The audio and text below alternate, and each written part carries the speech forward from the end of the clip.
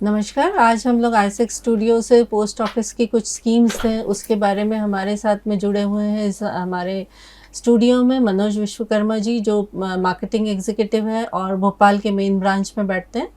तो हम इनसे समझेंगे कि ये हमारी जी जो पोस्ट ऑफिस की स्कीम्स हैं वो हमें किस तरीके का बेनिफिट्स देती है और एटीजी और इनकम टैक्स बेनिफिट्स के लिए हमें किस किस तरीके का बेनिफिट हमें इन स्कीम्स से मिल सकता है। स्वागत है मनोज जी आपका आईसेक्ट परिवार में। हम आप हमारे साथ में पहले तो मैं आपसे चाहूँगी कि आप हमें अपना इंट्रोडक्शन दें और आपके बारे में बताएं।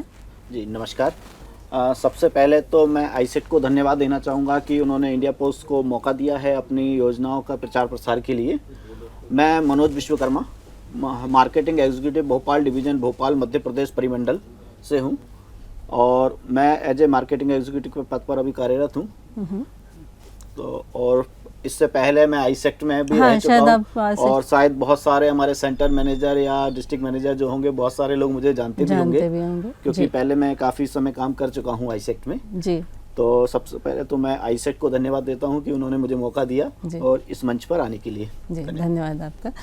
तो इसी के साथ अपन चाहेंगे कि अब आप डायरेक्टली जो आपकी जो स्कीम्स हैं, जो जैसे सेविंग बैंक है, रेकरिंग डिपॉजिट्स होते हैं, मंथली इनकम स्कीम है, टाइम डिपॉजिट है या फिर प्रधानमंत्री जीवन ज्योति योजना, इन सारी जितनी भी आपकी योजना है इनके बारे में हमें विस्तार से बताइए। और इसके साथ ही मैं चाहूँगी जी कि जितने भी पार्टिसिपेंट्स हमारे साथ जुड़े हैं वो भी अगर कुछ आपके सवाल हैं तो आप बिल्कुल फ्री होके पूछ सकते हैं। सबसे पहले तो मैं अपने पोस्ट ऑफिस का जो नेटवर्क है उसके बारे में बताना चाहूँगा। ये 1948 से जो है हम ये एक central civil service of government of India was form in 1948 और अभी हमारे पास जो है लगभग 1 लाख पोस्ट ऑफिसेस हम जो है रन कर रहे हैं, जिसमें 4,30,000 हमारे एम्प्लॉयज़ हैं और जो कि लगभग 1.3 मिलियन पीपल्स को हमारी सर्विसेज प्रोवाइड करते हैं। सबसे पहले हम बात करते हैं डिजिटल दोस्त इंडिया पोस्ट। एक यूज़र फ्रेंडली हम लोगों ने एक एप्लीकेशन हमारा तैयार किया है पोस्ट इन्फो नाम से।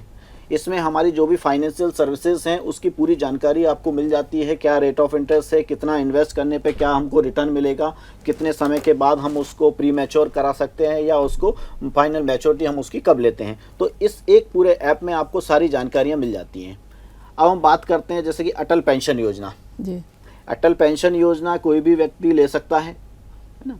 42 रुपये से लेके 210 रुपये तक डिपेंड करता है एज के अकॉर्डिंग। 60 वर्ष की आयु से जो है 1,000 से लेके 5,000 रुपये तक की जो है पेंशन इसमें मिलती है। वो हमको पहले ही डिसाइड करनी होती है कि हम कितनी पेंशन हमको चाहिए, उसी हिसाब से प्रीमियम कैलकुलेट होता है और वो भी एज के ऊपर डिपेंड करता है, ठीक है ना। अब इसके बाद हम बात करते हैं प्रधानमंत्री जीवन ज्योति योजना।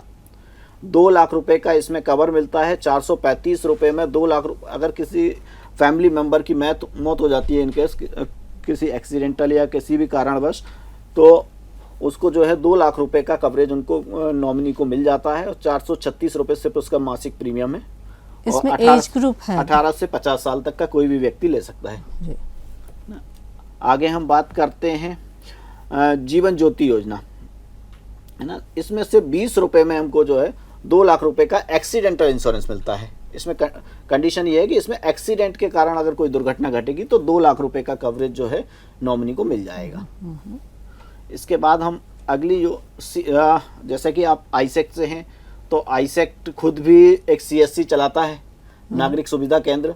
तो जो आईसेक्ट में है वही सुविधाएं हमारे पास भी है। नागरिक सुविधा केंद्र हम भी अपने पोस्ट ऑफिस से रन करते हैं। किसी भी पोस्ट ऑफिस से आप ये सुविधा ले सकते हैं। पैन कार्ड बनवाना, बिजली बिल जमा करना, मोबाइल रिचार्ज करना, एयर टिकट, रेल टिकट, ये सारी सुविधाएं आप ले सकते हैं। अभी हम लोगों ने एक नई चीज़ चालू की है, रेलवे रिजर्वेशन काउंटर भी हमारे पोस्ट ऑफिस में है। अच्छा। जहाँ से आप विंडो टिकट आप ले सकते हैं जी। आप तत्काल टिकट करा सकते हैं। अच्छा। वो सारी सुविधाएं पोस्ट ऑफिस के काउंटर पर मिल जाती हैं। ये सारे पोस्ट ऑफिस नहीं, ये हेड ऑफिस में है। हेड ऑफिस जैसे भोपाल में अगर हम बात करें तो जीपीओ और टीटी नगर में ये सुविधाएं उपलब्ध हैं। अच्छा। एक बहुत अच्छी हमारी योजना है माई स्टैंप। जैसे कि हम लोग देखते हैं कि हमने बहुत सारे स्टैंप देखे हैं गांधी जी के ऊपर या नेहरू जी के ऊपर, या बहुत सारे हमारे स्टैंप्स हैं जो हम लोग परचेज करते हैं। अभी कोई भी व्यक्ति अपना खुद का स्टैंप इसमें बनवा सकता है। अच्छा 300 रुपये इसकी कॉस्ट होती है। 300 रुपये में उसको 12 स्टैंप इसमें मिलते हैं और ये वैल्यूएबल होते हैं। इनको वो यूज़ भी कर सकते हैं। जैसे यदि हमें किसी को कोई पोस्ट भेजनी है, हमको कोई शादी का ग्रीटिंग कार्ड हमको भेजना है, शादी का कार्ड भेजना है, तो हम अपना खुद का फोटो उसमें का स्टैंप लगा के उसको पोस्ट कर सकते हैं। अच्छा। और दूसरा, यदि हम चाहते हैं किसी को गिफ्ट के रूप में भी इसको अगर हमको देना है, तो जैसे बर्थडे के रूप में किसी को देना है, हमारे पास बहुत सारी उसमें थीम्स हैं। बर्थडे के ऊपर है, एनिवर्सरी के ऊपर है, रिटायरमेंट के ऊपर है, होली के ऊपर है, फेस्टिवल्स में बहुत सारे फेस्टिवल्स हैं, होली, दिवाली, क्रिसमस। तो उन किसी भी एक थीम्स के ऊपर आप अपना माई स्टैम्प बनवा सकते हैं। ठीक है। अभी हमारा जो एक नया पेमेंट बैंक चालू हुआ है, इंडिया पोस्ट पेमेंट बैंक, 2018 में ये चालू हुआ है। इसकी टैगलाइन ही है, आपका बैंक आपके द्वार। जैसे कि हमको किसी भी बैंक में हमारा पैसा जमा करना है, आपका अकाउंट SBI में है, आप बैंक नहीं जाना चाहते, आपको पैसा निकालना है या पैसा जमा करना है, दोनों सुविधाओं के लिए आप हमारे पोस्टमैन को कॉल कर सकते हैं। 155-299 हमारा टोल फ्री नंबर है। इस पे बैठ के हम अपना टाइम स्लॉट बुक कर सकते हैं। पोस्टमैन आपके घर आएगा, वो पैसा आपका जिस अकाउंट में भी आपको जमा करना है वो जमा हो जाएगा और पैसा विड्रॉल भी कर सकते हैं जी। ये बहुत अच्छी चीज़ है। जैसे ये कोविड के समय ये बहुत यूज़ हुआ था। अच्छा। और ख़ासकर जो ओल्ड एज लोग होते हैं, जो इंटीरियर में बैठे हुए हैं, जहाँ पास में बैंक नहीं है या ATM नहीं है, तो उन लोगों के लिए ये बहुत अच्छा है। बहुत अच्छा है वाकई में। इसीलिए इसका नाम हमने दिया है, आपका बैंक आपके द्वार। अब आपको बैंक जाने की ज़रूरत नहीं है। उसी तरह से हमारा डाक पे है। जैसे कि हम फ़ोन पे, पेटीएम ये सारा चलाते हैं, उसी तरह से हमारा डाक पे भी है। इससे आप सारी चीज़ें कर सकते हैं। UPI कर सकते हैं, किसी को पैसा भेजना या लेना, वो सारी सुविधाएं उपलब्ध हैं। इसके बाद हम बात करते हैं हमारा फाइनेंशियल जो इंस्ट्रूमेंट हैं हमारे, जिसमें हमारी 10 तरह की ये टोटल योजनाएं हैं, जिसमें हम इनको बोलते हैं स्मॉल सेविंग स्कीम्स। SB है, RD है, PPF है, किसान विकास पत्र है, RPLI, RP। अब हम बात करते हैं सेविंग अकाउंट की। सबसे पहले तो सिंगल और कोई भी 2 एडल्ट, मतलब सिंगल और जॉइंट, हम इस अकाउंट को ओपन कर सकते हैं। अगर कोई माइनर है तो माइनर के लिए थ्रू फादर या थ्रू मदर वो अकाउंट खुल जाएगा, है ना। इसके अलावा अगर माइनर जो है 10 साल से अगर ऊपर है तो वो अपना सेल्फ अकाउंट खुलवा सकता है। मिनिमम 500 रुपये इसमें जमा करने होते हैं, 500 रुपये से अकाउंट खुलता है। मैक्सिमम इसमें कोई लिमिट नहीं है, जितना चाहे पैसा हम रख सकते हैं। दूसरा, आज हम बात करते हैं रेट ऑफ इंटरेस्ट की। तो रेट ऑफ इंटरेस्ट अगर हम आज नेशनलाइज बैंक में हम देखते हैं, तो मैम आपका भी एक कोई किसी बैंक में अकाउंट होगा, तो कौन सी बैंक में आपका अकाउंट है? SBI। तो SBI आपको सेविंग पे क्या रेट ऑफ इंटरेस्ट आज की तारीख में प्रोवाइड करता है? आई थिंक 8%, 9% कुछ। नहीं, सेविंग पे आपका 2.7 है SBI का। अच्छा। हमारे यहाँ हम 4% इस पे रेट ऑफ इंटरेस्ट आपको दे रहे हैं आज की तारीख में। Chequebook, ATM, internet banking, mobile banking, ये सारी सुविधाएं हम इसके साथ में प्रोवाइड करते हैं। जैसे पहले पोस्ट ऑफिस को लोग थोड़ा सा उस नज़रिए से देखते थे कि पोस्ट ऑफिस में हमको जाना पड़ेगा, लाइन में लगना पड़ेगा, पोस्ट ऑफिस बहुत बिल्कुल मतलब पिछड़ा हुआ है, हम मानते थे। लेकिन आज की तारीख में टेक्नोलॉजी के साथ तो जो है इंडिया पोस्ट ने अपने आप को बदला है और समय के साथ आज की तारीख में पोस्ट ऑफिस चल रहा है। तो सारी सुविधाएं हम आज को दे रहे हैं। टैक्स बेनिफिट की अगर हम बात करते हैं तो अंडर सेक्शन 1810A के तहत जो है हमको अगर जो 10,000 रुपये तक जो इसमें इंटरेस्ट मिलता है वो हमारा एग्जम्प्ट होता है फाइनेंशियल। अच्छा। इसके बाद हम बात करते हैं हमारी दूसरी स्कीम है RD, रिकरिंग डिपॉजिट। इसमें भी सेम जैसे हम सेविंग अकाउंट ओपन करते हैं उसी तरह से RD में भी कोई भी सिंगल या जॉइंट हम खोल सकते हैं। माइनर 10 साल से ऊपर वाला कोई भी व्यक्ति खोल सकता है, जैसे हमारा सेविंग में था। इसमें मिनिमम 100 रुपये से RD का अकाउंट हम ओपन कर सकते हैं। मैक्सिमम इसमें भी कोई लिमिट नहीं है, कितना भी अमाउंट हम जमा कर सकते हैं।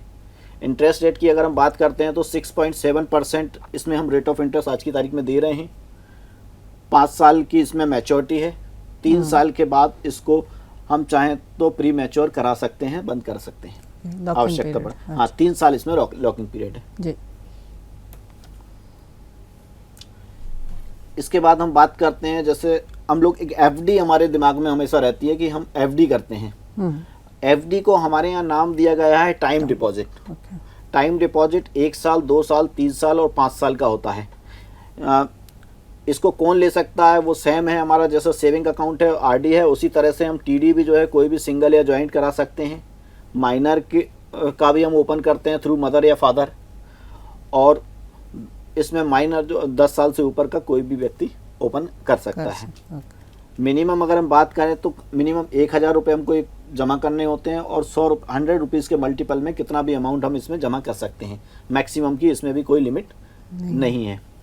1 साल की अगर हम बात करते हैं तो इसमें हम 6.9% का रेट ऑफ इंटरेस्ट दे रहे हैं, 2 साल में 7% है, 3 साल में 7.1% और 5 ईयर में 7.5% हम रेट ऑफ इंटरेस्ट देते हैं। जो 5 ईयर्स के जो आपका एफडी है, इसमें आपको अंडर सेक्शन 80C के तहत टैक्स रिबेट भी मिलती है। अच्छा जी, इसमें जो आपको डिपॉजिट अमाउंट है वो आपको after expiry of 1 year, 2 year, 3 year और 5 ईयर आपको आपका पैसा आपको वापस मिल जाता है, और ईयरली इसमें हम आपको इंटरेस्ट देते हैं। अच्छा, इसके बाद करते हैं हम बात monthly income scheme. Monthly income scheme में उस पर्पज से होती है कि हमारे पास कहीं से लमसम पैसा आता है, तो हम उस पैसे को क्या करें।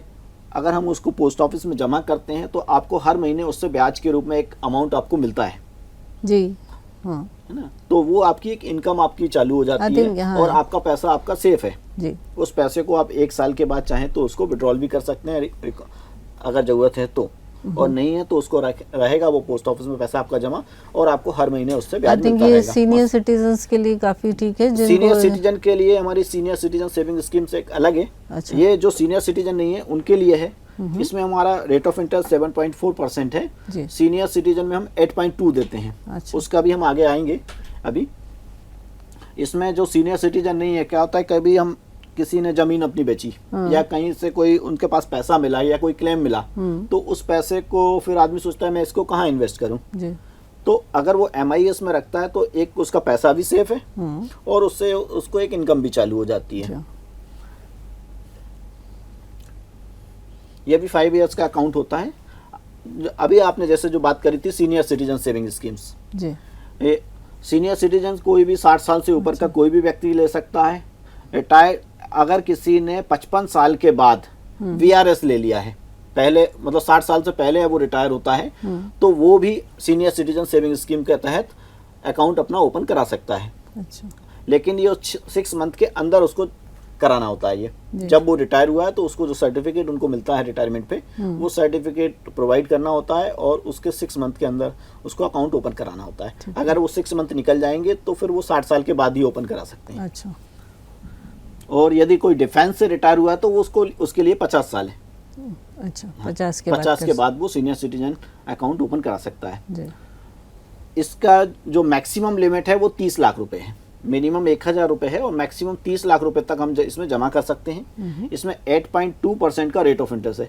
अगर हम इस रेट ऑफ इंटरेस्ट से अगर हम अमाउंट कैलकुलेट करते हैं, अगर हम 30 लाख रुपए जमा करते हैं तो 60,499 रुपये हर 3 महीने में आपको इंटरेस्ट मिलता है इसमें।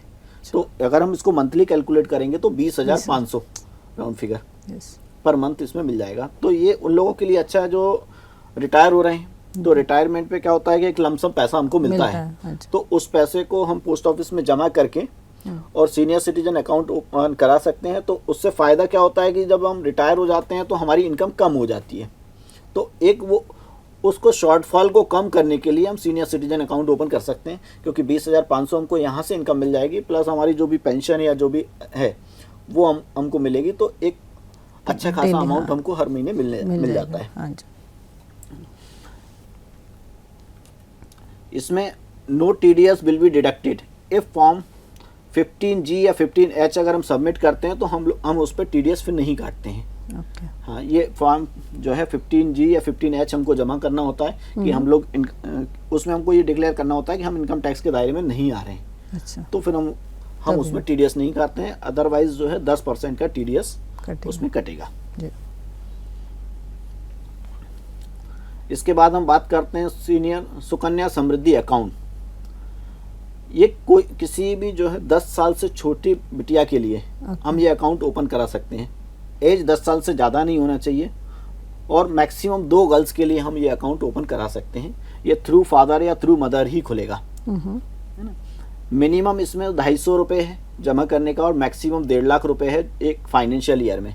जो हमारा एटीसी की जो लिमिट है 1.5 लाख रुपए, उसके तहत हम 1.5 लाख रुपए मैक्सिमम जमा कर सकते हैं पर ईयर, और मिनिमम सिर्फ 250 रुपये। और इसकी सबसे अच्छी बात यह है कि हमारे पास इसमें हमको कोई भी बाउंडेशन नहीं है कि हमको हर महीने इतना देना है।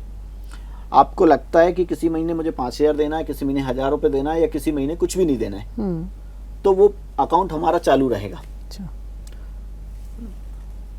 50 रुपए के मल्टीपल में इसमें बाद में पैसा हम जमा कर सकते हैं कभी भी। ठीक है, तो ये मतलब हाँ, ये स्कीम हमारे जो ऐसे ग्रुप में एक्चुअली हमारे यहाँ पे यंग ग्रुप है जी, तो ये सारी योजनाएं आपकी काम की हैं।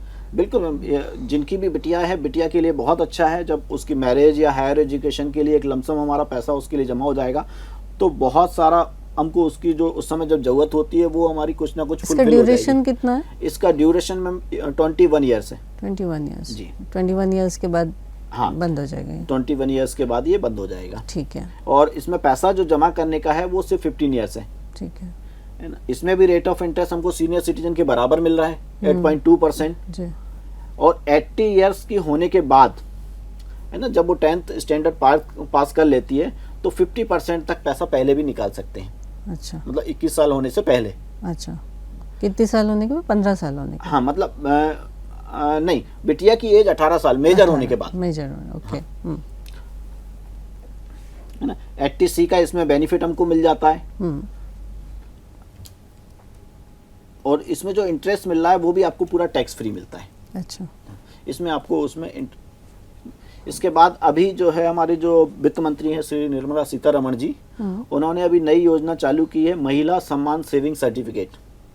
ये 1 अप्रैल 2023 से चालू की गई है और खासकर महिला सशक्तिकरण के लिए ये योजना बनाई गई है। और जैसे हम एफडी करते हैं, 2 साल की एफडी में हमको 7% का रेट ऑफ इंटरेस्ट मिलता है, लेकिन अगर यही हम किसी महिला के नाम पे खोलते हैं, है ना, बाय वोमेन और हर सेल्फ, या वो खुद भी खोल सकती हैं या किसी गार्जियन के थ्रू माइनर गर्ल्स का भी खोला जा सकता है। मिनिमम जो है 1000 से है और मैक्सिमम 2 लाख रुपए हम इसमें जमा कर सकते हैं। ये वन टाइम इन्वेस्टमेंट है। अच्छा, है ना। और यदि हमने कोई महिला सम्मान सेविंग सर्टिफिकेट का कोई अकाउंट ओपन कराया है, जैसे मान लीजिए, क्योंकि इसकी लिमिट है 2 लाख रुपए मैक्सिमम, आज हमने 50,000 रुपए का कोई अकाउंट ओपन करा लिया जी। अब मुझे लगता है कुछ समय के बाद कि मैं दोबारा मुझे और लेना चाहिए, क्योंकि लिमिट तो 2 लाख रुपए है, तो लेकिन वो जो दूसरा अकाउंट है 3 महीने के बाद ही खुल पाएगा। तो 3 महीने का उसमें गैप होना चाहिए। 3 महीने के बाद हम दोबारा से उसमें इन्वेस्ट कर सकते हैं, लेकिन मैक्सिमम लिमिट 2 लाख से ज़्यादा नहीं होना चाहिए। 7.5% का रेट ऑफ इंटरेस्ट है। यदि हम 2 लाख रुपए जमा करते हैं तो 2,32,044 रुपए हमको मैच्योरिटी अमाउंट मिलता है 2 साल पे। 2 साल। हाँ, इसमें क्वार्टरली आपका कंपाउंडिंग रेट ऑफ इंटरेस्ट है। और विड्रॉल की अगर हम बात करें तो आफ्टर 1 ईयर 40% तक हम इसमें पहले भी विड्रॉल कर सकते हैं अगर हमको रिक्वायरमेंट है तो। और अच्छा। नहीं तो 2 साल के बाद हमको पूरा पैसा मिल जाएगा जी। ये हमारी सारी जो योजनाएं हैं उनका एक चार्ट भी हमने दिया हुआ है। अच्छा, सबसे अच्छी बात अब मैं आपको इसमें एक चीज़ बताना चाहूँगा मैम, जैसे कि हम बैंकिंग की बात करते हैं तो बैंकिंग में जितनी भी बैंक्स हैं वो सभी आरबीआई की गाइडलाइन को फॉलो करती हैं, आरबीआई के अंतर्गत होती हैं। आरबीआई जो भी उनको इंस्ट्रक्शन देता है वो उनको फॉलो करना होता है। पोस्ट ऑफिस जो है वो मिनिस्ट्री ऑफ फाइनेंस के अंतर्गत चलता है। फाइनेंस मिनिस्ट्री की गाइडलाइन हम फॉलो करते हैं, हम आरबीआई की गाइडलाइन को फॉलो नहीं करते हैं। अच्छा। तो इसका सबसे अच्छा फ़ायदा ये है कि मैडम आपने जैसे कोई बैंक है, अगर कल को वो दिवालिया हो जाती है, हम ये नहीं बोलते कि कोई बैंक, क्योंकि आज की तारीख में बहुत बड़ी बड़ी बैंक हैं, लेकिन आरबीआई हमको जो है गारंटी देती है सिर्फ 5 लाख रुपए तक की। अच्छा। अगर कल को हमारा कोई 1 करोड़ या 2 करोड़ रुपए हमारी मेहनत की जमा पूंजी किसी बैंक में जमा है और कल को वो बैंक दिवालिया हो जाती है या किसी कारणवश कोई दिक्कत आ जाती है तो आरबीआई हमको सिर्फ 5 लाख देगा। अच्छा। लेकिन हमारा जो पोस्ट ऑफिस है वो मिनिस्ट्री ऑफ फाइनेंस के अंतर्गत है, तो आपका जितना भी पैसा जमा है वो पूरा जो है वो आपको भारत सरकार देने के लिए जवाबदार है। अच्छा जी, बहुत बढ़िया, अच्छी चीज़ है ये तो। हाँ, तो ये एक बहुत अच्छी बात है जी। तो आप पोस्ट ऑफिस में अगर आपने पैसा रखा है तो वो पूरा पैसा आपका सेफ है। इसके बाद हमारी एक और योजना आ जाती है, पब्लिक प्रोविडेंट फंड, पीपीएफ जिसको हम बोलते हैं। शायद आप में से यहाँ बहुत सारे लोगों का पीपीएफ होगा भी जी। इसमें भी हम किसी भी एडल्ट किसी का भी account, single adult by resident Indian, वो इंडियन होना चाहिए सबसे पहली चीज़ तो, जी तभी वो अकाउंट ओपन कर सकता है। एक guardian on behalf of minor भी अकाउंट खोल सकते हैं। इसमें भी सेम हमारा जैसे सुकन्या की हमने बात करी थी अभी बीच में, सुकन्या में मिनिमम 250 रुपये है, इसमें मिनिमम 500 रुपये है और मैक्सिमम 1.5 लाख रुपए हम एक फाइनेंशियल ईयर में जमा कर सकते हैं। इसमें भी हमको एटीसी का बेनिफिट मिल जाता है, इनकम टैक्स में छूट मिल जाती है। इसमें रेट ऑफ इंटरेस्ट हमारा 7.1% है जी। 5 साल के बाद इसमें अगर हम बात करते हैं तो विड्रॉल भी हम कर सकते हैं, पार्शियल विड्रॉल, फुली नहीं होगा आप, है ना। और अगर एक लोन फैसिलिटी भी उसमें उपलब्ध है। पार्शियल विड्रॉल में कुछ सभी चीज़ों के लिए नहीं मिलता, आई थिंक कुछ हाँ, उसमें रीज़न हमको मेंशन करना होता है। हाँ जी। बाकी मिल जाता है उसमें, इजीली मिल जाता है, उसमें ऐसी दिक्कत आती नहीं है जी, है ना। मैच्योरिटी जो है वो 15 इयर्स के बाद होगी इसमें जी। बाकी आपका टैक्स बेनिफिट एटीसी का में आपको मिल ही जाता है इसमें। अब हम बात करते हैं नेशनल सेविंग सर्टिफिकेट एंड किसान विकास पत्र।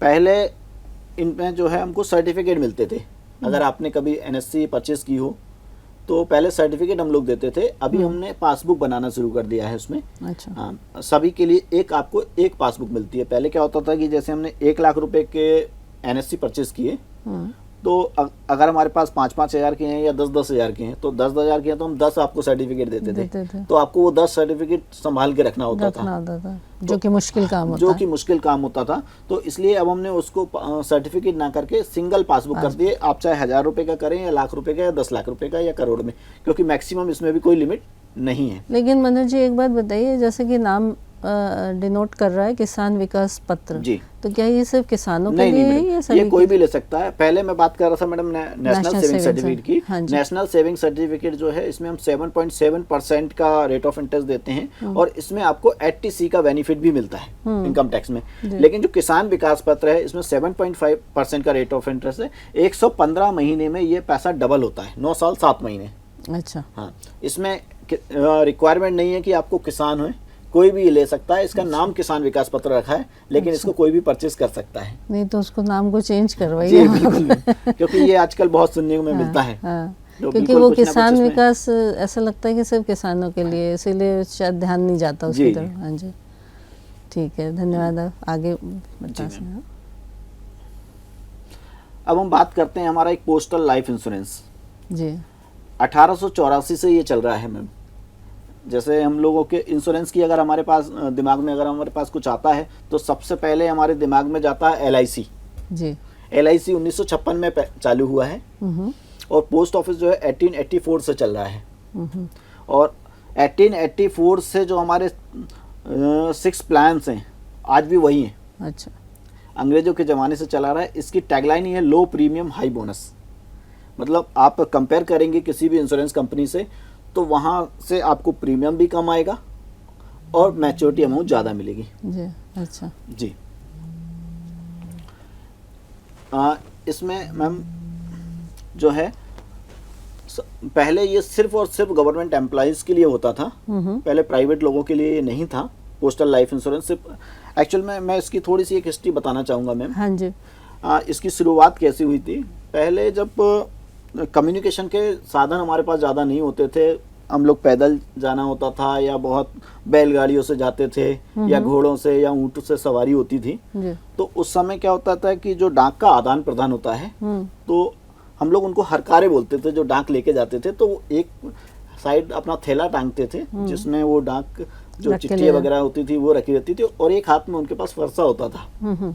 वो इसलिए होता था कि वो जंगल के रास्ते से जाते थे, अगर कोई जानवर आ जाता है, कोई अटैक करता है तो वो अपनी सुरक्षा कर सके। अच्छा। तो उसमें क्या होता था कि 19 से 25 साल के व्यक्तियों को सिर्फ रखा जाता था। तो उस एज में बहुत सारे लोगों की डेथ हो जाती थी। क्या होता था कि जंगल में गए, हमारे पास ठीक है हमने सेफ्टी के लिए भाला रखा हुआ है, लेकिन अगर हम वो भाला यूज नहीं कर पाए या किसी जानवर ने हमारे ऊपर अटैक कर दिया तो उस समय डेथ बहुत होती थी। तो ये चीज़ देखी गई और उस समय से तक कोई भी इंश्योरेंस कंपनी इंडिया में नहीं थी। अच्छा। तो डिपार्टमेंट ऑफ पोस्ट ने सिर्फ अपने एम्प्लॉयज़ के लिए वेलफेयर के रूप में ये स्कीम शुरू की थी कि क्योंकि पहले शादी बहुत जल्दी हो जाती थी, 19 या 20 साल की उम्र में 2 या 3 बच्चे हो जाते थे जी। तो क्योंकि उनकी पूरी फैमिली डिस्टर्ब हो जाती थी, इसलिए वेलफेयर के रूप में ये स्कीम चालू करी गई थी। फिर उसके बाद धीरे धीरे इसको सेंट्रल गवर्नमेंट के लिए चालू किया, फिर स्टेट गवर्नमेंट के लिए इसको बढ़ाया, फिर पीएसयू को जोड़ा, और अभी इसमें जो है कोई भी ग्रेजुएट इसमें करा सकता है। All type of school, universities and education institute employees, या कोई भी प्रोफेशनल डिग्री जिसके पास है, doctor, engineer, CA, advocate, MBA, architect. मतलब इसमें ये बताइए कि जैसे हमारी जो मेडिकल इंश्योरेंस स्कीम्स होती है तो सेम बेनिफिट आपके पोस्ट ऑफिस में भी मिलते हैं कि जैसे कैशलेस वगैरह का? नहीं मैम, ये लाइफ इंश्योरेंस है। लाइफ इंश्योरेंस, ये जनरल नहीं है, वो आपका हेल्थ में आ जाएगा। अच्छा, हाँ, वो जनरल इंश्योरेंस में आता है, ये लाइफ इंश्योरेंस है। लाइफ इंश्योरेंस, तो इसमें सीधा सा हम समझ सकते हैं, अगर किसी ने ग्रेजुएट किया है तो वो पॉलिसी ले सकता है। मिनिमम क्वालिफिकेशन ग्रेजुएशन है, या फिर वो उसको गवर्नमेंट एम्प्लॉय होना चाहिए। ये हमारे जो हम 6 प्लान्स की बात कर रहे थे, ये हमारे टोटल 6 प्लान्स हैं। सबसे पहला हम सुरक्षा, जिसको हमने नाम दिया है होल लाइफ एश्योरेंस, है ना। एंडोमेंट में हमारा संतोष नाम से हमारा प्लान है। फिर इसके बाद आ जाता है एंटीसिपेटेड एंडोमेंट एश्योरेंस में सुमंगल, सुविधा, युगल सुरक्षा और चिल्ड्रन पॉलिसी। इसके लिए हम अब आगे डिटेल में हम एक एक पॉलिसीज को देखते हैं क्या है जी।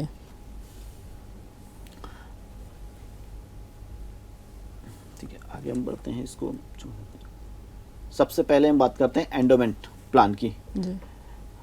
जिसका नाम हमने दिया है संतोष। संतोष उसका इसलिए रखा है कि एक तरह से हमको इसमें संतोष होता है कि मतलब हमको सेटिस्फेक्शन होता है कि हमको कब पैसा चाहिए। इसमें हम मैच्योरिटी अपनी सुविधा अनुसार ले सकते हैं। मैच्योरिटी एज जो होती है वो 35 साल से स्टार्ट होती है। जैसे कोई भी 19 से 55 साल तक का व्यक्ति ये ले सकता है, सबसे पहली चीज़। मिनिमम सम एश्योर्ड की बात करें तो 20,000 रुपये है हमारा। मैक्सिमम सम एश्योर्ड 50 लाख है। मैच्योरिटी एज हम जो बात कर रहे थे वो 35 साल, 40 साल, 45 साल, 50 साल, 55 साल, 58 साल और 60 साल। 58 को बीच में इसलिए रखा गया है, 5-5 साल का गैप है, लेकिन बीच में एक 58 आप देखेंगे। 58 इसलिए रखा गया है कि पहले सेंट्रल गवर्नमेंट के जो एम्प्लॉयज़ होते थे वो 58 ईयर्स में रिटायर होते थे। ठीक है। फिर बाद में इसको 60 ईयर्स किया गया क्योंकि 60 पे वो रिटायर होने लग गए, इसलिए इसको 58 और 60 इसको रखा है। हम जो इंश्योरेंस की बात करते हैं तो सबसे पहले हम पॉलिसी टर्म की बात करते हैं कि कितने साल के लिए। तो हमारे यहाँ बात होती है मैच्योरिटी एज की कि कब आपको पैसा चाहिए। टर्म की भी अगर हम बात करते हैं तो मिनिमम 5 ईयर होना चाहिए। अगर जैसे कोई 30 साल वाला व्यक्ति है तो वो 35 पे तक के लिए ले सकता है, वो 5 ईयर होता है। लेकिन अगर वहीं उसकी एज अगर 36 हो गई तो उसके लिए 40 पे जाना पड़ेगा, तो उसके लिए फिर 9 साल हो जाएगा, क्योंकि वो उसको मिनिमम 5 साल होना चाहिए या फिर वो जो एज मैच्योरिटी एज का जो क्राइटेरिया वो फुलफिल होना चाहिए। तो ये लोन फैसिलिटी 3 साल के बाद इसमें उपलब्ध है। 3 साल के बाद ही पॉलिसी को सरेंडर भी कर सकते हैं, रिक्वायरमेंट है तो। डेथ बेनिफिट में अगर हम बात करते हैं इन केस ऑफ डेथ तो सम एश्योर्ड प्लस बोनस ये इसमें मिलता है। अभी जो हमारा बोनस का रेट है वो 52 रुपीज़ पर 1000 है इसमें जी। अब बात करते हैं कन्वर्टिबल होल लाइफ।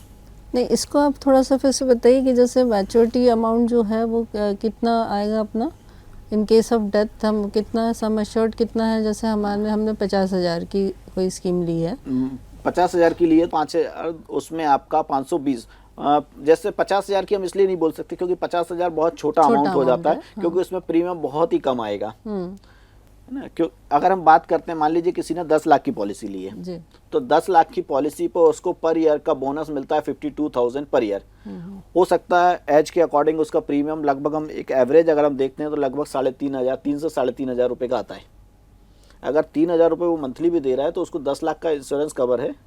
और अगर इनके डेथ होती है तो जितने साल भी वो पॉलिसी चली, मान लीजिए किसी की पॉलिसी 1 साल ही चली तो 1 साल में उसको 10 लाख प्लस 52,000 1 साल का बोनस वो उसको मिल जाएगा नॉमिनी को।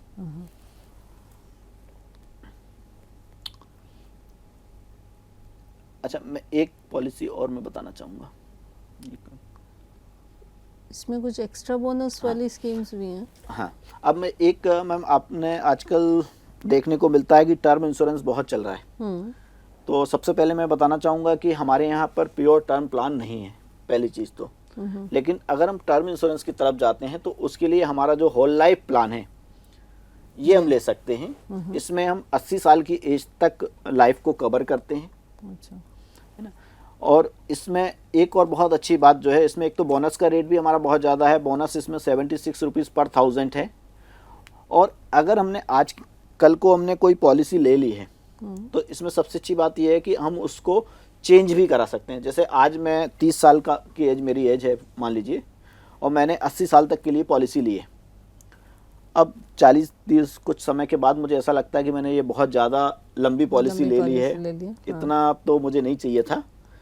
तो हम इसको एंडोमेंट में कन्वर्ट भी करा सकते हैं। जो हम बात कर रहे थे 35 साल, 40 साल, 45, 50, 55, 60 जो मैच्योरिटी एज के, तो उसमें हम चेंज भी करा सकते हैं उसको जी। और क्योंकि इसमें बोनस की दर बहुत अच्छी है, जैसे हम उसमें बात कर रहे थे एंडोमेंट में 10 लाख पे जहां उसमें 3000 रुपये प्रीमियम आ रहा था मान लीजिए, तो इसमें आपको 2500 के आसपास ही आएगा, 24-2500 जी। और दूसरा इसमें 80 साल तक हम कवर कर रहे हैं। ओके, बढ़िया। तो टर्म इंश्योरेंस में क्या होता है मैम कि रिटर्न हमको नहीं मिलता है। इसमें हमारा सबसे अच्छा फायदा ये है कि अगर हम सरवाइव कर गए तो हमको पूरा पैसा मिलेगा मैच्योरिटी के साथ, और नहीं किए तो नॉमिनी को मिल रहा है। टर्म इंश्योरेंस में अगर हम सरवाइव कर जाते हैं तो हमको कोई भी पैसा रिफंड नहीं मिलता है जी। अब कन्वर्टिबल होल लाइफ जो हमने बात करी थी वो सेम ही है। इसमें वो उसको कन्वर्टिबल नाम दे दिया है क्योंकि इसको हम कन्वर्ट करा सकते हैं, इसलिए हमने इसको कन्वर्टिबल होल लाइफ इंश्योरेंस दिया है। ये सेम है, होल लाइफ की तरह ही है। अच्छा। इसमें भी आपको लोन और वो सारी सुविधाएं इसमें मिल जाती हैं जी। अब हम बात करते हैं मनी बैक प्लान। ओके। जैसे लोगों के दिमाग में LIC बहुत होता है, LIC भी एक मनी बैक प्लान देता है। उसी तरह से हमारे पास भी मनी बैक प्लान है जो 15 साल और 20 साल के लिए है जी। इसमें बोनस की दर थोड़ी सी एंडोमेंट की अपेक्षा कम होती है क्योंकि इसमें हम आपको बीच बीच में पैसा दे रहे हैं। इसमें 48 रुपीज़ पर 1000 का बोनस का एक रेट होता है। 15 साल और 20 साल में जैसे हम बात करते हैं कि 15 साल वाली जो पॉलिसी में है वो उसमें हमको 6 ईयर्स से रिटर्न मिलना स्टार्ट हो जाता है। 6, 9 और 12वें साल पे हमको 20% मिलता है, और 15 साल पे जो है हमको पूरा के पूरा 40% प्लस बोनस मिल जाएगा। उसी तरह से 20 वाले में अगर हम बात करते हैं तो 8, 12 और 16 पे हमको 20% मिलेगा, और 20वें साल पे जो है हमको पूरा 40% प्लस बोनस मिल जाता है। इसकी सबसे अच्छी एक विशेषता और मैं आपको बताना चाहूँगा मैम कि क्या होता है कि जैसे इनकेस हमने 20 साल की कोई पॉलिसी ली है या तो हमने कितना 60% ले लिया 16 साल के बाद, 17वें साल पे इनकेस कोई मिसहैपनिंग हो जाती है, कोई दुर्घटना हो जाती है और उसके कारण किसी कारणवश डेथ अगर हो जाती है लाइफ इंश्योरेंस की, जो जिसने लाइफ इंश्योरेंस अपना ले रखा है इंश्योर्ड व्यक्ति की, तो उसके बाद उसका ये 60% जो उसने लिया वो काटा नहीं जाएगा, उसको पूरा 100% प्लस बोनस नॉमिनी को वो मिलेगा। अच्छा। जबकि अदर इंश्योरेंस कंपनी में ये देखा गया है कि वो जो आपको पहले जो दे दिया गया वो हाँ क्लेम के समय वो उतना पैसा काट के आपका 40% प्लस बोनस वो दिया जाता है। हमारे यहाँ हम आपको पूरा 100% प्लस बोनस उसमें देते हैं। बिल्कुल। इसके बाद एक और हमारी बहुत अच्छी पॉलिसी है युगल सुरक्षा। युगल सुरक्षा जैसे नाम से समझ में आ रहा है, हस्बैंड और वाइफ ये दोनों एक, इसमें एक प्रीमियम पे हम 2 लाइफ को कवर करते हैं। प्रीमियम एंडोमेंट से बहुत नॉमिनल थोड़ा सा बढ़ता है, लेकिन फ़ायदा ये होता है कि इसमें 2 लोगों का रिस्क कवर रहता है। अगर इनकेस किसी एक के साथ कोई दुर्घटना घटती है तो दूसरे को पूरा के पूरा सम एश्योर्ड प्लस बोनस मिल जाता है। इसकी लेकिन इसमें एज का जो क्राइटेरिया है वो थोड़ा सा चेंज हुआ है। बाकी हमारी सभी पॉलिसीज में 19 to 55 ईयर्स हैं। इसमें 21 से 45 साल तक का कोई भी व्यक्ति पॉलिसी ले सकता है। और इसमें जो एज कैलकुलेट होता है मैम वो होता है एवरेज एज। अगर क्या होता है कई बार देखा जाता है कि हस्बैंड और वाइफ की एज में बहुत ज़्यादा डिफरेंस होता है। अगर जैसे हमारा 10 साल का भी अंतर आ गया किसी में तो वो दोनों की एवरेज एज पे प्रीमियम आएगा। जैसे एक की 30 साल है एक की 40 साल है तो 35 साल पे प्रीमियम निकलेगा। तो वो भी आपका फ़ायदा इसमें मिल जाता है। इसमें भी हमारा जो बोनस की दर है वो 52,000 पर ईयर है, और मैक्सिमम सम एश्योर्ड इसमें भी हमारा 50 लाख है और मिनिमम 20,000 है जी। अब हम बात करते हैं चिल्ड्रन पॉलिसी की। चिल्ड्रन पॉलिसी जो है 5 से 20 साल तक के बच्चे के लिए हम ये पॉलिसी ले सकते हैं। इसमें मैक्सिमम सम एश्योर्ड सिर्फ 3 लाख रुपए है, और इसमें एक कंडीशन और होती है मैम कि एक तो लिखा है maximum sum assured rupees 3 lakh और equivalent to the sum assured of the main policy holder whichever is less. जैसे जो मैन पॉलिसी होल्डर है उसके पास अगर 2 लाख की पॉलिसी है तो हम फिर ये 3 लाख की पॉलिसी बच्चे के लिए नहीं ले सकते, वो मैक्सिमम 2 लाख रुपए तक ही ले सकते हैं। अच्छा, ओके, तो मतलब पहले गार्जियन, whichever is less, हाँ, okay, पहले सबसे पहले इसमें कंडीशन ये है कि जो गार्जियन है पहले उनकी पॉलिसी होना चाहिए, तभी वो बच्चे के लिए पॉलिसी ले सकते हैं। Man policy should not attend the age of 45 years, इसमें भी 45 ईयर्स से ज़्यादा उसकी एज नहीं होना चाहिए। यदि in case no premium is required to be paid on the children policy on the death of man policy holder and full sum assured with the accrued bonus shall be paid to the child after the completion of term of the children policy. On the death of the child जो है full sum assured with the accrued bonus shall be payable to the man policy holder. अगर in case मतलब आप कहना चाह रहे हैं कि अगर पेरेंट्स में से किसी की डेथ हो जाती है तो चाइल्ड को, जो मैन पॉलिसी होल्डर है, अगर उनकी डेथ हो जाती है तो जो चाइल्ड है उसको आगे का प्रीमियम नहीं देना होता है और उसको जो बेनिफिट मिलने हैं वो पूरे के पूरे बेनिफिट उसको मिलते हैं एज इट इज, उसको प्रीमियम आगे कोई भी नहीं देना होगा। And in the case of death of child, मतलब अगर बच्चे को कुछ होता है तो इन केस पूरा पेरेंट्स को उसमें मिल जाता है। मेडिकल की इसमें आवश्यकता नहीं होती है। बोनस की दर जो है इसमें भी हमारा सेम है, जो 52 रुपीज़ पर 1000 जो हमारा बोनस का रेट है इसमें भी सेम एप्लीकेबल होता है जी।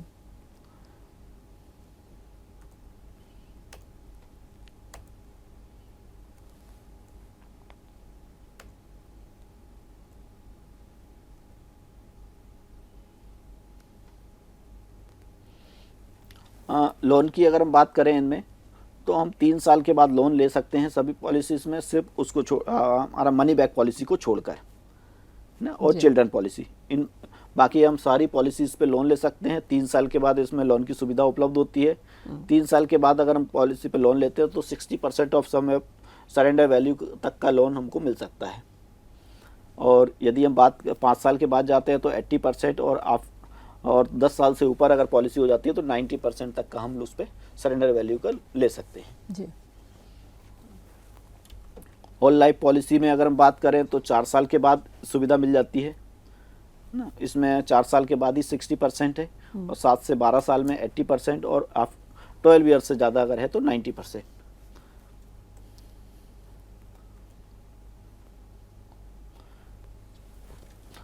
जैसे लिखा है PLI is the only insurance that offers low premium and high bonus. सबसे पहले हम बात कर रहे थे insurance, PLI is governed by POLI rules not by IRDA rules. जैसे हम बात कर रहे थे बैंकिंग सेक्टर में कि हम RBI की गाइडलाइन को फॉलो नहीं करते, उसी तरह से हम लोग इंश्योरेंस में जो है IRDA को फॉलो नहीं करते हैं। इसमें जो हमारी पॉलिसी जो हमको मिलती है वो ऑन बिहाफ ऑफ प्रेसिडेंट दी जाती है। अच्छा, बॉन्ड पे हम लोग लिख के देते हैं उसको ऑन बिहाफ ऑफ प्रेसिडेंट। तो ये भी हमारा मिनिस्ट्री ऑफ फाइनेंस से चलता है पूरा। All other insurance are regulated by IRDA जो हम बात कर रहे थे। Only PLI is exempt from any insurance fee stamp. जो स्टैम्प फी होती है, सारी इंश्योरेंस कंपनियों को एक स्टैम्प ड्यूटी लगती है। पोस्ट ऑफिस अकेला एक ऐसा है जिसको स्टैम्प ड्यूटी नहीं लगती है।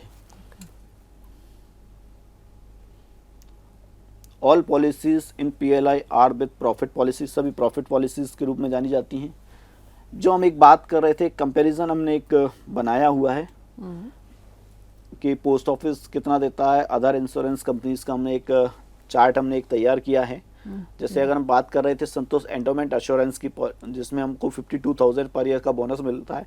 अदर इंश्योरेंस कंपनी डिपेंड करता है, एवरेज उनका लगभग 38 रुपीज़ पर 1000 का बोनस का रेट का अंतर आता है। जैसे अगर हम 1 साल के लिए बात कर रहे हैं तो लगभग 14,000 का बोनस का अंतर आता है। अगर हम बात करें तो लगभग 15 रुपये पर 1000 बोनस का अंतर है। जो सुमंगल एंटीसिपेटेड एंडोमेंट एश्योरेंस उसमें 8 रुपये का अंतर है और ज्वाइंट में हमारा 10 रुपये का अंतर आता है। इतने सब बेनिफिट्स आप दे रहे हैं, फिर भी मुझे लगता है कि पोस्ट ऑफिस की जो स्कीम्स हैं शायद अवेयरनेस नहीं है लोगों में, शायद इसीलिए। उसका रीज़न मैम एक है कि पोस्ट ऑफिस का आपने देखा होगा कि एडवर्टाइजमेंट उतना आपको ज़्यादा नहीं मिलता। मिलता। जैसे हम अदर किसी प्राइवेट सेक्टर्स की बात करें, जैसे इंश्योरेंस इंश्योरेंसेस वगैरह तो हाँ, कंपनीज, तो वो लोग बहुत अपना एडवर्टाइजमेंट करती हैं। दूसरा रीज़न इसलिए भी है क्योंकि पीएलआई जो है पहले आम लोगों की नहीं होती थी, अभी उसका एक क्राइटेरिया बढ़ाया है। पहले सिर्फ गवर्नमेंट सेक्टर तक ही हम लोग सीमित थे। हाँ, और दूसरा उसका एक रीज़न ये भी है क्योंकि हम लोग मिनिस्ट्री के अंतर्गत है, तो हम लोग खर्चे अपनी मर्जी से नहीं कर सकते। हमको कोई भी ऐड देना है तो हमको मिनिस्ट्री से परमिशन लेनी होगी, मतलब आपकी लिमिटेशंस हैं, हमारी लिमिटेशंस है, और उसी के कारण हम बोनस भी ज़्यादा दे पाते हैं क्योंकि हमारे एजेंट्स नहीं है। सबसे पहली चीज़ तो एजेंट के रूप में कमीशन जो बहुत एक लमसम कमीशन जो अदर इंश्योरेंस कंपनीज देती हैं, वो पैसा हमारा बच जाता है, मार्केटिंग कॉस्ट हमारी बच जाती है। दूसरा, हमें अपना इंफ्रास्ट्रक्चर हमारा वैसे ही इतना बड़ा है कि हमें पीएलआई के अलग से कोई अलग इंफ्रास्ट्रक्चर खड़ा करने की हमको आवश्यकता नहीं है। तो हमारे जो एम्प्लॉई हैं वही हमारी सेल्स फोर्स हैं, तो जो वो दूसरा काम कर रहे हैं साथ में ये सर्विस भी वो दे रहे हैं। तो यही रीज़न है कि हम बोनस ज़्यादा दे पाते हैं। जैसे एक हमने ये कंपैरिजन दिया है कि एक मान लीजिए किसी ने 10 लाख की पॉलिसी ली है ना, बोनस की हम बात कर रहे हैं। ये 25 साल के एक किसी व्यक्ति के ऊपर हमने एक निकाला है, कैलकुलेशन किया है। 25 साल वाला कोई व्यक्ति लेता है पॉलिसी, अगर वो ये ले रहा है एंडोमेंट एश्योरेंस, तो 52 रुपये हमारा बोनस का रेट है। 10 लाख की अगर पॉलिसी ले रहा था उसको 28 लाख 20,000 रुपये उसको मैच्योरिटी मिल रही है 60 साल की एज पे। यही अदर इंश्योरेंस में हम देख रहे हैं तो लगभग 3,50,000 का अंतर आ रहा है, उसमें 24,70,000 आपको मिल रही है। होल लाइफ में अगर हम बात करते हैं तो 36,60,000 हम मैच्योरिटी दे रहे हैं। अदर इंश्योरेंस कंपनियां जो हैं वो 31,35,000 दे रही हैं। इसी तरह से एंटीसिपेटेड एंडोमेंट एश्योरेंस जो है हमारी, जिसको हम मनी बैक जो हम बात करते हैं, अब 20 साल वाले पे हमने एक कंपैरिजन किया है, हम 19,60,000 दे रहे हैं, तो अदर इंश्योरेंस कंपनी जो है 18 लाख रुपये दे रही है। इसी तरह से युगल सुरक्षा में अगर हम देखते हैं तो हम जहाँ 20,40,000 रुपये दे रहे हैं और अदर इंश्योरेंस कंपनी 18,40,000 रुपये लगभग दे रही है। तो ये एक हमने कंपैरिजन किया हुआ है। ये रीज़न इसीलिए यही है कि हम, क्योंकि हम हमारे खर्चे नहीं है उतने, तो वो पैसा हम बचा के हम ज़्यादा रिटर्न हम दे पा रहे हैं जी। दूसरा, हमारी लिमिटेशंस भी हैं। जैसे आपने देखा होगा कि आजकल ऐड बहुत आते हैं कि 1 करोड़ 2 करोड़ 5 करोड़ 10 करोड़ तक का हम अपना इंश्योरेंस ले सकते हैं। हमारे यहाँ 50 लाख उसकी लिमिट है, क्योंकि गवर्नमेंट ने ये इसलिए बनाया है कि उनको मालूम है कि हम कितना पैसा हम दे सकते हैं, हम उतना ही हम अपने आप को सेट करके हमने रखा हुआ है, दायरा बना के रखा हुआ है अपना जी। एक हमने छोटा सा कंपैरिजन किया हुआ है पीएलआई, आरडी और पीपीएफ के मध्य, कि अगर हम पीएलआई लेते हैं 15 साल की या पीपीएफ कराते हैं या 5 साल में भी अगर हम देखते हैं, तो पीएलआई और इसमें अगर हम देख रहे हैं तो 5 साल के लिए दोनों में हम देख रहे हैं तो अगर 500 रुपये की हमने आरडी करा रखी है तो हमको 1,08,180 लगभग हमको मैच्योरिटी अमाउंट मिलती है 5 साल के बाद। वहीं अगर हमने पीएलआई कराई है तो 1,87,000 रुपये हमको मिल रहा है। प्रीमियम थोड़ा सा बड़ा है 35 रुपये ना, लेकिन हमको यहाँ रिटर्न में काफ़ी अंतर आ गया। दूसरा, टैक्स बेनिफिट हमको इसमें मिल गया और रिस्क कवर भी है। आरडी में हमको टैक्स बेनिफिट भी नहीं है और रिस्क कवर भी नहीं है। उसी तरह से हम पीपीएफ से हमने कंपैरिजन किया है। पीपीएफ में भी आप देखेंगे कि लगभग 1,57,000 रुपये मिल रहा है, जबकि यहाँ हमको 1,87,000 मिल रहा है। टैक्स बेनिफिट दोनों में है, लेकिन इसमें रिस्क कवर आपको नहीं है पीपीएफ में। यहाँ आपको पीएलआई में रिस्क कवर भी मिल जाता है। ये एक और एग्जांपल हमने लिया है कि कोई 21 साल वाला 50 साल तक के लिए पॉलिसी ले रहा है, 10 लाख का सम एश्योर्ड है, तो उसको लगभग 8,87,400 रुपये ही उसको जमा करना है 10 लाख पे, और मिल रहा है उसको 26,82,000 रुपये। उसी तरह से 22 साल वाला व्यक्ति अगर 55 साल के लिए ले रहा है तो उसको 10 लाख के एवज में सिर्फ 8,51,000 रुपये जमा करना है और 29,14,000 रुपये उसको मिल जाता है। 30 साल वाला व्यक्ति अगर 58 के लिए ले रहा है तो उसको 9,24,000 रुपये जमा करना है और 26,24,000 रुपये उसको मैच्योरिटी मिल रही है। तो जो हम बात कर रहे थे लो प्रीमियम हाई बोनस, तो लो प्रीमियम भी हमारा कम है अदर इंश्योरेंस की अपेक्षा, और बोनस भी हम ज़्यादा दे पा रहे हैं। ये वही चीज़ है, सारी चीज़ जो हम बात कर चुके हैं कि इनकम टैक्स में हमको इसमें क्या बेनिफिट मिल जाता है। एटीसी का जो मैच्योरिटी अमाउंट मिलता है वो भी हमको पूरा टैक्स फ्री मिलता है। Premium can be paid any post office all over India by presenting premium receive book. एक हम इसमें जो पॉलिसी बॉन्ड के साथ एक बुक भी हम प्रोवाइड करते हैं, जिसमें हम अगर चाहें तो पोस्ट ऑफिस में जाके भी पैसा जमा कर सकते हैं, वहाँ से हमको एक रिसिप्ट मिलती है, वो हम उसमें लगा सकते हैं। या फिर हम ऑनलाइन भी सुविधा आज की तारीख में उपलब्ध है, ECS मैंडेट उपलब्ध है। हम अगर हमारा किसी बैंक में अकाउंट है तो हम उससे ऑटो डेबिट करा सकते हैं। ये सारी सुविधाएं risk on life assured is covered from the date of acceptance. जिस दिन पॉलिसी एक्सेप्ट होती है उस दिन से रिस्क कवर चालू हो जाता है। Can be claimed in any post office. आपने अभी बोला कि शायद आप ATM कार्ड भी देते हैं क्या? जी, ATM कार्ड हम सेविंग अकाउंट्स में, सेविंग अकाउंट्स में देते। IPPB जो आपने बताया उसमें नहीं है? IPPB एक्चुअली पूरा पेपरलेस बैंकिंग है, वो पेमेंट बैंक है वो। ओके। IPPB में हम कोई भी फिजिकल चीज कुछ भी नहीं दे रहे हैं, आप पूरा मोबाइल से उसको ऑपरेट करते हैं। ठीक है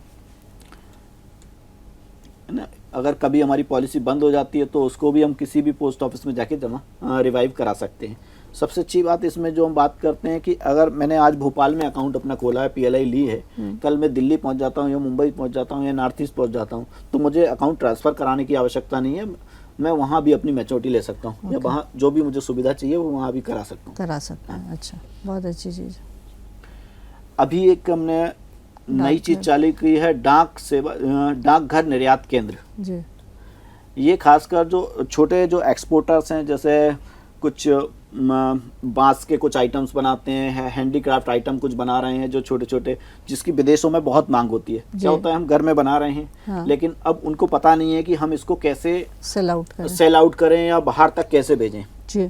तो इंडिया पोस्ट उनकी मदद के लिए डाकघर निर्यात केंद्र एक तैयार किया है, जिसमें हम उनके पूरा डॉक्यूमेंटेशन भी तैयार कराते हैं, क्या क्या उनको रिक्वायरमेंट होती है, GST की उनको ज़रूरत है, इंपोर्ट एक्सपोर्ट कोड उनको एक लगता है, वो सारी चीज़ें हम उनको प्रोवाइड कराते हैं और उनको इंडिया पोस्ट की वेबसाइट पर रजिस्टर्ड करते हैं और वो अपना जो भी माल है वो विदेश तक भेज सकते हैं। अच्छा। और इसमें हमारे अलग से जो कस्टम है, कस्टम की इसमें ज़्यादा दिक्कत नहीं होती है, क्योंकि कस्टम क्लियरेंस भी हम लोग करा के देते हैं आप? जी। अच्छा, ये तो बहुत ही अच्छी चीज है। हाँ। एक्सपोर्टर्स के लिए है, एक्सपोर्टर्स के लिए है, बट आजकल हाँ। के स्मॉल एंटरप्रेन्योर्स के जो उन्हीं के लिए चालू स्किल किया इंडिया में हम लोग बात कर रहे हैं, तो ये बेनिफिट आप अगर दे रहे हैं तो ये बहुत अच्छी चीज है। खास क्योंकि बड़े जो उद्यमी हैं वो लोग तो अपना खुद कर ही लेते हैं, या कोरियर कंपनीज के चार्जेस बहुत ज्यादा होते हैं जी। तो हमने उसी को कम करने के लिए डाकघर निर्यात केंद्र ये चालू किया है। ये अभी जस्ट हमारा लॉन्च हुआ है। ये छोटी जगहों के लिए बहुत अच्छी योजना है आपकी,